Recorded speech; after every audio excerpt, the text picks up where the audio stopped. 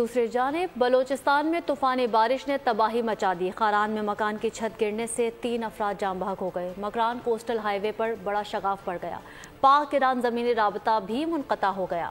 Giovanni Yossi پیلج سمیت متعدد علاقے گوادر سے کٹ گئے ہیں۔ پاک فوج کا ریسکیو ریلیف آپریشن بارش میں پھنسے ایک ہی خاندان کے 7 افراد کو بچا لیا۔ 35 مویشی بھی محفوظ مقام پر منتقل کر دیے گئے، جبکہ صوبے میں تعلیمی اداروں کی تعطیلات میں 7 مارچ تک توسیع کر دی گئی ہے۔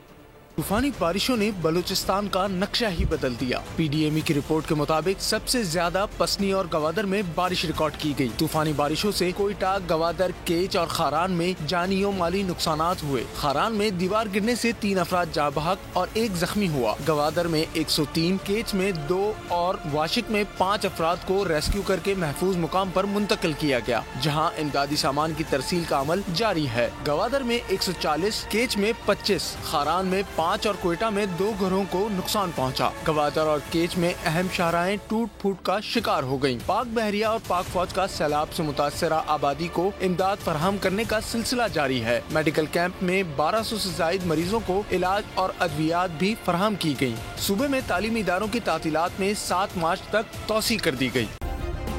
سبسکرائب کریں اور بیل دبائیں تاکہ کوئی خبر رہ نہ جائے۔